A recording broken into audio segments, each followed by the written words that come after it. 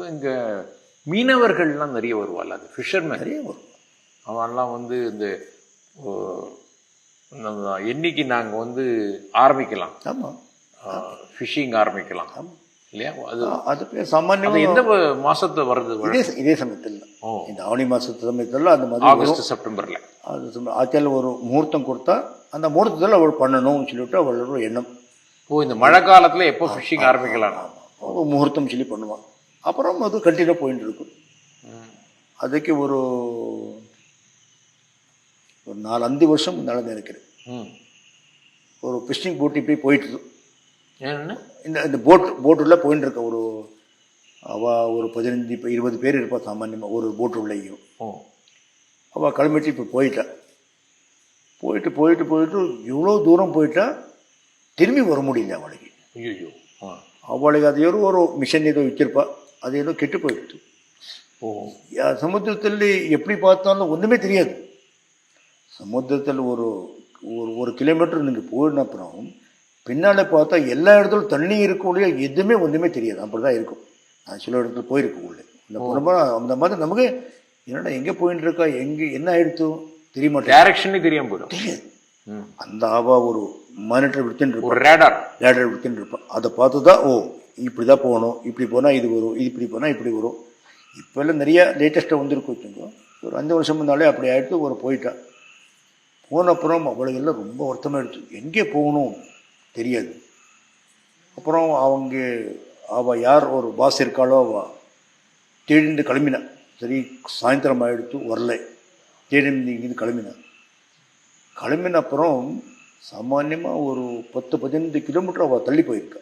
ஐயோ, போன அப்புறம் அங்கே அவனுக்கு இருக்கவனு யானோ ஒருத்தனுக்கு ஒரு ஆச்சாரில் குரல் கேட்ட மாதிரி இருக்கும். அந்த போட்டில் இருக்கிறவனு போட்டில் இருக்கிறவனே ஒரு குரல் கேட்ட மாதிரி இருக்கும். இப்படி பார்த்தா ஒரு லைட் தெரியும் மாதிரி இருக்கும். வாஸ்தவமாக அது அந்த சான்ஸே கிடையாது. உடனே அவன் என்ன பண்ணாங்கன்னா, இந்த மாதிரி லைட் தெரிய மாதிரி இருக்கும், அப்படி போகலாம்னு சொல்லி வர ஆரம்பிட்டான். வர ஆரம்பித்து கொஞ்சம் தூரம் போன அப்புறம் அவளுக்கு ஒரு பயம் எடுத்து, சரி இருக்கா இல்லையா தெரியாது, என்னென்னோ ஆயின்னு இருக்கும். உடனே இந்த போட்டுக்கார போயிட்டு அவளை கூட்டிருந்தான். அவளை கூட்டிருந்தப்பறம் அவள் சொன்னான், வாஸ்தவமாக நமக்கு எங்கே போகணும் தெரியாது, நம்ம ஆச்சாரியுடைய அனுகிரகம், நாங்கள் இங்கே ஒரு முகூர்த்தம் வாங்கிட்டு போயிருக்கோம், அந்த லைட் தெரிஞ்சிருது, அந்த லைட் சொன்னா ஆச்சாரியில் முக்கம் மாதிரி ஒரு மனசுள்ள வந்தது, அப்படியே கிளம்பினோம், சோக்கியமாக இங்கே வந்துருக்கோம், இல்லைன்னா நாங்கள் வரவே முடியாது. அவள் ரொம்ப அவள் வந்து இங்கே சொன்னாலாம், ரொம்ப விசேஷமாக சொன்னால், யார் அதில் உள்ளே இருந்தாலும் அத்தனை பேருக்கு ஆச்சாரியில் ஒரு கவச்சமாக இருக்கட்டும், இன்னுமே இப்படி ஆகப்படாதுன்னு சொல்லிட்டு அவளுக்கு ஒரு ஷால் போட்டுட்டு அத்தனை பேருக்கு நல்லா ஆசீர்வாதம் பண்ணினா. இன்றைக்கும் அவள் எல்லா வருஷமும் வந்து ரொம்ப சந்தோஷமாக அந்த விஷயம் சொல்லிட்டு போயிட்டு. சுமார் எத்தனை பேர் வருவா இந்த மாதிரி? ஆயிரக்கணக்கான பேர் வரும். ஆயிரக்கணக்கான பேர் நிச்சயமாக நிறைய பேர் இந்த மீனவர்கள்லே. ஆமாம் ஆமாம். அவள்ல நிறைய வெரைட்டி இருக்கும், எல்லாமே வருவோம். இந்த பேரும் வந்து ஆட்கள் கேட்டுட்டு இவெல்லாம் இந்த மேங்களூர் சாமான்யமாக இந்த குந்தாபுரா, உடுப்பி, மங்களூர், கார்வார, அங்கோலா, கோவா, அங்கே வரை இவ்வளோ தூரத்துக்கு சமுத்திரம் பக்கத்தில் வாக்குவா ரொம்ப வருஷமாக நடந்துட்டுருக்கா. ஆமாம், நிறைய வருஷம் ஆகிட்டு. இப்போ நம்ம அபினவ வித்யார்த்தி மகா காலத்திலிருந்து இது இந்த மாதிரி ஒன்றுன்னு இருக்கும்.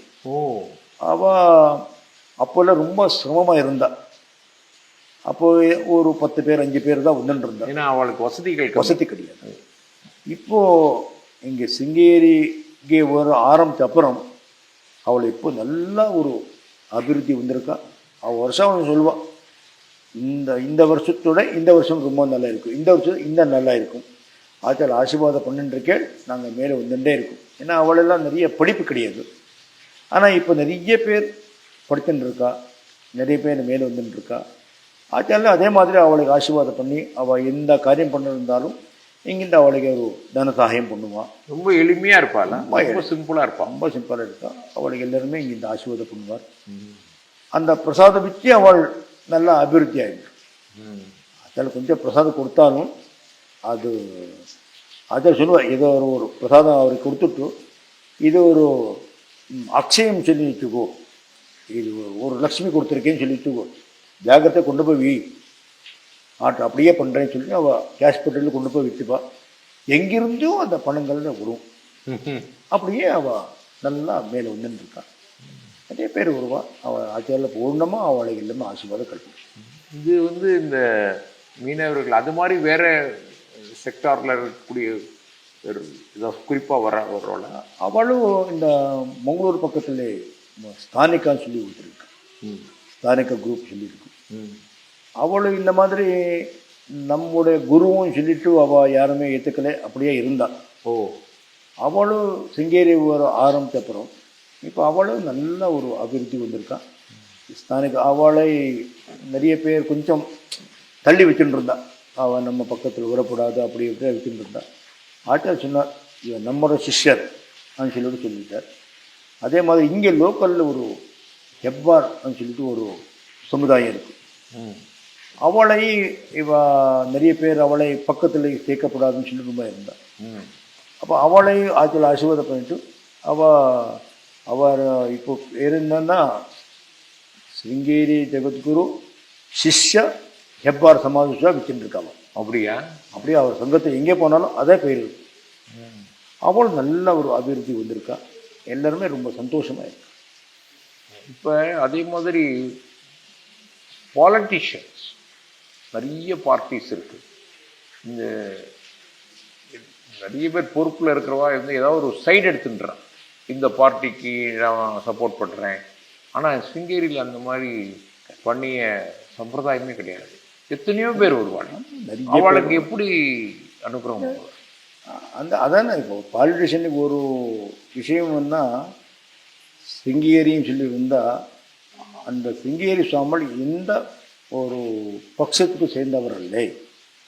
அங்கே போனால் அவர் அனுஷ்டானம், அவர் ஜபம், அந்த அனுகிரகம் நாங்கள் வாங்கினா நாங்கள் மேலே வர முடியும். ஒரே ஒரு உத்தேசத்தில் வருவாங்க.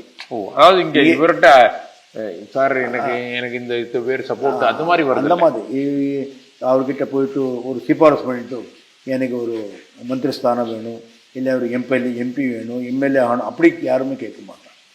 இங்கே வந்துட்டு ஆச்சாரியர்கிட்ட ஆசீர்வாதம் வாங்கினா நல்லதாகவும் ஒரு தீர்மானத்தில் இருப்பான். வாஸ்தவம் அப்படியே அவளுக்கு நல்லதான் இருக்கும். அவ்வளோ சந்தோஷமாக இருக்கான். யாரும் அதனால் எல்லாருமே வருவாங்க. அந்த பட்சம் இந்த பட்சம் அப்படி கிடையவே கிடையாது. எல்லாருமே வருவா. எல்லா பார்ட்டியும் வருவா. யாருமே அதில் ஒரு பட்சபாதம் சொல்லி நாங்கள் அதில் பண்ணுறதுனால எல்லாருமே வருவா. எல்லாருமே இங்கே ஆசீர்வாதம் வாங்கிக்கிறான். எல்லாமே சௌக்கியமாக எல்லாருக்கும் ஒரே மெசேஜ் தானே, தர்மத்தை அவ்வளோ நம்முடைய கலாச்சாரம் நம்மளோட தர்மம் விடப்படாது அப்படின்னு சொல்லிட்டு ஒரே ஒரு அவளுக்கு மெசேஜ் கொடுக்குது ஆச்சாரியர் அனுகிரகம் பண்ணிட்டு. ஒரே ஒன்று, நம்முடைய கலாச்சாரத்துக்கு எந்த இதுவும் இடைஞ்சல் ஆகப்படாது, அப்படி தான் நீங்கள் இருக்கணும் அப்படின்னு சொல்லுவார். அவள் அப்படியே இருக்கா. நிறைய பேர் அந்த மாதிரி தான் இருக்கா. ஒன்று இருக்கா.